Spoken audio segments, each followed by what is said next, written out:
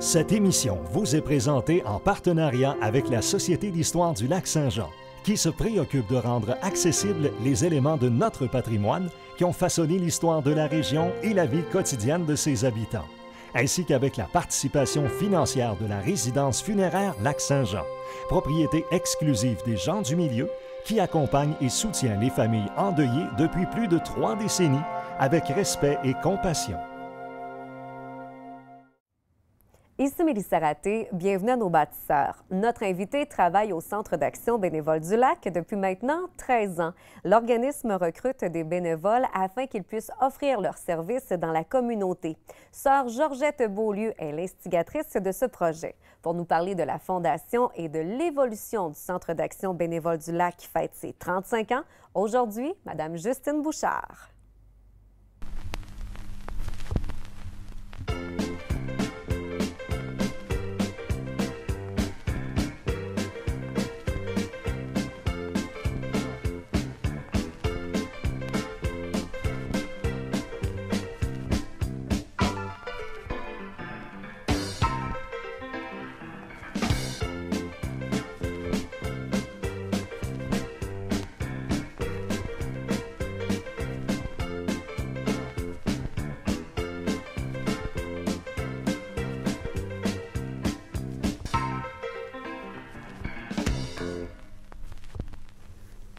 Madame Bouchard, bienvenue à nos bâtisseurs. Bien, merci. C'est un plaisir de vous recevoir, évidemment. On va parler des tout débuts du Centre d'action bénévole du Lac parce que cette année, c'est le 35e anniversaire.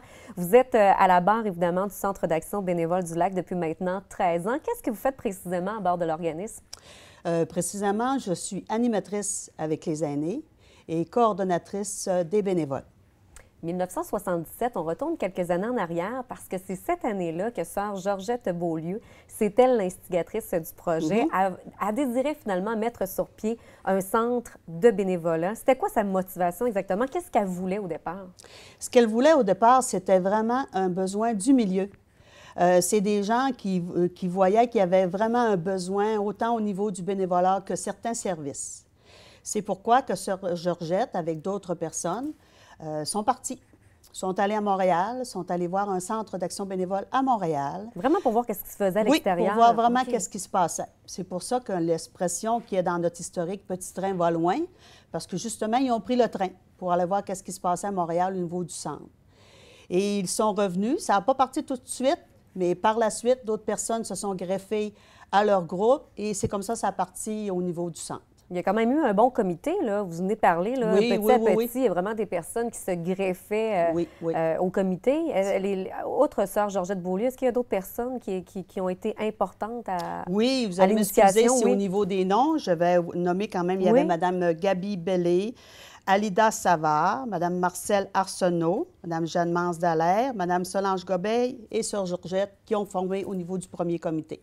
Après ça, évidemment, l'organisme est venu comme un organisme à but non lucratif quelques années plus tard, 1980. Et Ville d'Alma a été l'hôte aussi d'un colloque de bénévolat. Oui, d'un regroupement au niveau des centres de bénévolat au niveau du Saguenay-Lac-Saint-Jean. Quand ça a commencé, le Centre d'action bénévole du Lac, ça portait le nom de Centre de bénévolat Inc. Quelle était la mission première de l'organisme? La mission première, c'était vraiment de répondre aux besoins de la population. Parce qu'aussitôt qu'ils voyaient qu'il y avait un besoin, c'est là d'ailleurs qu'est né d'autres organismes à partir du Centre d'action bénévole. C'était toujours au niveau du besoin de la population. Parce que si on regarde au niveau de 1978-80, au niveau du gouvernement, il y a beaucoup de projets qui ont été mis en place. Puis les femmes, surtout, avaient besoin d'informations pour comment remplir des formulaires et d'autres informations. Et c'est là vraiment que les femmes sentaient le besoin de se regrouper et ensuite de former des organismes. Vous venez de parler d'organismes, entre autres, on peut penser au Centre de femmes aux 4 temps qui existe encore aujourd'hui. C'est tous des petits organismes comme ça qui ont émergé du Centre de bénévolat Inc. Oui, justement, l'équipe Mieux Vivre, comme il s'appelait dans le temps, ils se rencontraient justement à la maison sur la rue Harvey, la maison qui appelle des religieuses. Ils se rencontraient, le groupe grossissait, fait que là, ils se disaient, qu'est-ce qu'on va faire? Il faut absolument se trouver un endroit pour avoir notre place. Et c'est là qu'est née justement la maison aux 4 temps. Quels sont les objectifs du centre, justement? C'est d'aller chercher des bénévoles, de les former, de les recruter, tout ça? Oui, l'objectif premier du Centre d'action bénévole est vraiment de recruter des bénévoles. Et par la suite, quand ils sont rencontrés, de voir leurs aptitudes, qu'est-ce qu'ils aiment, puis ensuite de les référer au bon endroit. C'est vraiment le but du Centre d'action bénévole. Donc, on y va vraiment selon les goûts de la personne qui Oui. désire s'impliquer, puis tout dépend aussi du nombre d'heures, j'imagine. Oui, il ne faut pas se le cacher. Aujourd'hui, le bénévolat Oui. a changé énormément. Alors, c'est pour ça que nous, au niveau du centre, c'est quelque chose qu'on respecte. Alors, si les gens ont seulement que 5 heures à donner dans l'année ou à toutes les semaines, c'est correct parce que c'est précieux, un bénévole. Est-ce qu'il y a un domaine qui est plus populaire qu'un autre dans le bénévolat? Je dirais que probablement, c'est sûr qu'au niveau du sport, Oui. du sport, c'est peut-être un peu plus populaire. C'est sûr que les familles, si tu as des enfants qui sont au niveau sportif, le papa ou la maman va se greffer Va au suivre. comité. Oui. Au niveau de, comme nous, nos services, je dirais pas qu'il faut avoir le bénévolat dans le cœur, mais c'est un bénévolat qui demande quand même beaucoup, qui apporte beaucoup, mais qui demande quand même aussi beaucoup. C'est quand même une centaine de bénévoles qui sont dans Oui. le Centre d'action bénévole du Lac. Qui sont-ils? Qui sont-elles, justement, ces personnes-là? La plupart, oui, c'est sûr, des retraités au niveau de nos bénévoles qui viennent de différents milieux. Vraiment, là, tout dépend des goûts de chacun et Oui. tout ça, de ses aptitudes. Oui, c'est ça, c'est ça. Parlons maintenant du Centre d'action bénévole parce que l'organisme a changé de nom à un Oui. certain moment donné, en 1998, si je ne me trompe pas. Pour quelle raison tout ça a changé de nom?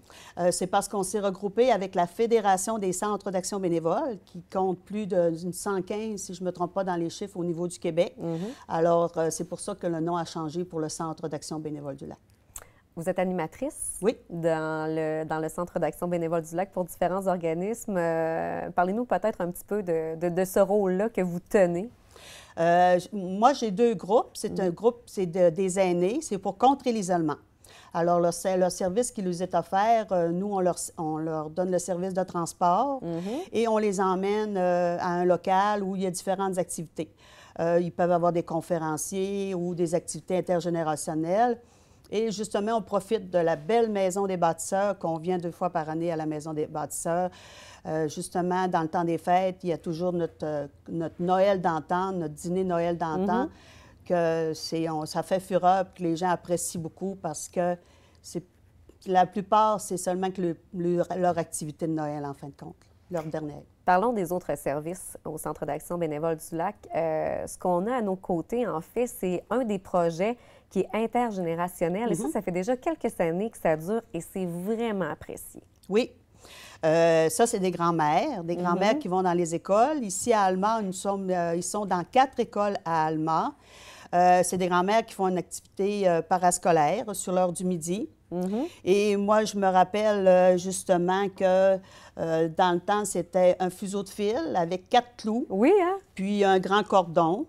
Puis maintenant, regardez ce que les jeunes font, comment c'est magnifique, qu'est-ce C'est qu'ils font. incroyable, Puis, je vous dirais qu'au niveau de l'échange entre les grands-mères et les enfants, là, c'est super. Il y a des jeunes qui commencent en 3e année, puis jusqu'au temps qu'ils sont au primaire et ils ne veulent pas lâcher le tricotin. Et il y a une belle relation quand même entre Oui. ces 2 générations-là. Les gens d'un certain âge ont tellement de l'expérience à raconter aux plus jeunes. J'imagine que pour eux aussi, c'est une belle rencontre. Ah, très belle rencontre, très belle rencontre. Quels sont les autres services qu'on va retrouver au Centre d'action bénévole du Lac? C'est sûr qu'on a notre service d'accompagnement transport, notre Ouais. service d'accompagnement transport médical et une petite commission pour nos aînés. C'est un service aussi qui est très apprécié. Notre service de bonjour quotidien, que c'est un appel à tous les jours, encore là pour contrer l'isolement, pour voir comment ça va, avec une référence. Si jamais le bénévole appelle et puis qu'il n'y a pas de réponse, bien, ils peuvent appeler au centre et nous, on a une référence pour voir là, si... Juste pour être certain Oui. s'il y a quelque chose, C'est d'avoir ça. un suivi. Oui, pour vraiment avoir un suivi. On a nos visites d'amitié, que encore là, c'est un groupe de bénévoles qui vont en CHSLD pour faire encore des activités avec les usagers au niveau du CHSLD. Puis, c'est sûr que le centre, de plus en plus, on a les aidants, au niveau des aidants naturels, que c'est un service que de plus en plus qui est en Ouais, demande. Et on est aussi, tu sais, au niveau des programmes de travaux compensatoires. quand des gens ont au niveau des travaux à faire, compensatoires, c'est nous qui avons ce service-là aussi. Quelle est l'importance du bénévolat aujourd'hui? Je vous dirais de plus en plus, parce qu'au niveau de la demande, au niveau des besoins, les besoins augmentent tout le temps. Il ne faut pas se le cacher, hein, on est quand même, la population est assez vieillissante. Oui. Alors, la demande est là vraiment, vraiment là, au niveau du bénévolat.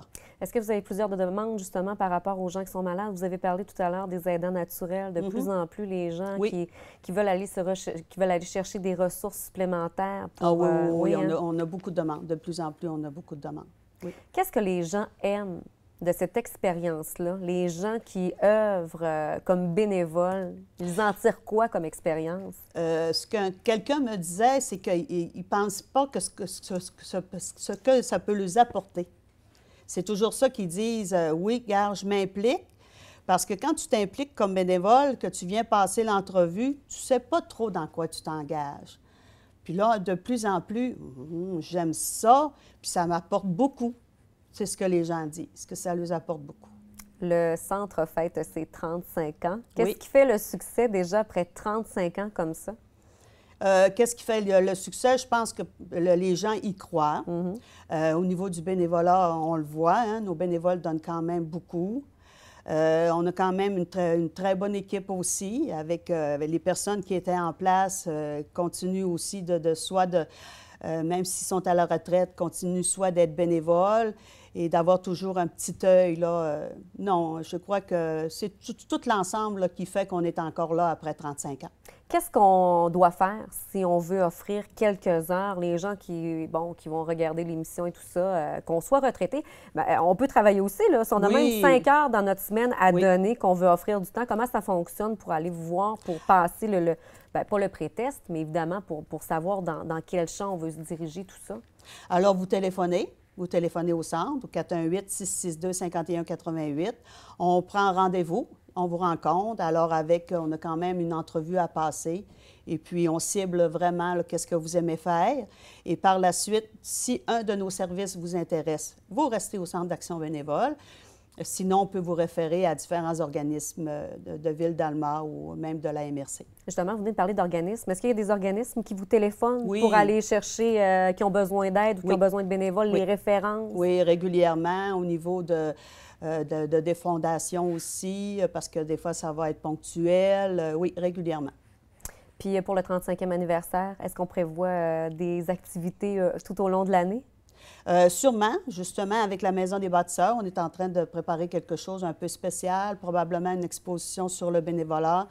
J'ai écrit quelque chose aussi, un projet avec des jeunes pour impliquer aussi nos bâtisseuses, parce que je trouve que c'est très important, ils sont encore là. Oui. Alors, oui, il y a quelque chose là, qui est en train de se faire et peut-être à l'automne ou après les fêtes, là, il devrait y avoir quelque chose de vraiment spécial.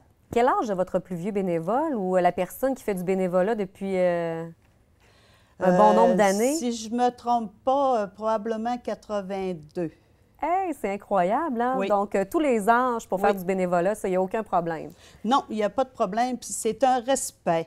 Puis nous, on prône au centre que si la personne, à un moment donné, parce que justement, oui, je dis 82, mais j'ai une dame qui fait du bonjour quotidien, puis elle est en résidence, puis elle fait son téléphone tous les jours. Pour les autres, incroyable. Fait qu'il n'y a pas d'âge, en fin de compte, là, pour donner un petit geste gratuit, il n'y a pas d'âge. Madame Bouchard, ça a été un plaisir. Bon 35e anniversaire, évidemment, et on invite les gens à donner de leur temps pour leur centre d'action bénévole du Lac. Merci. Bien, merci.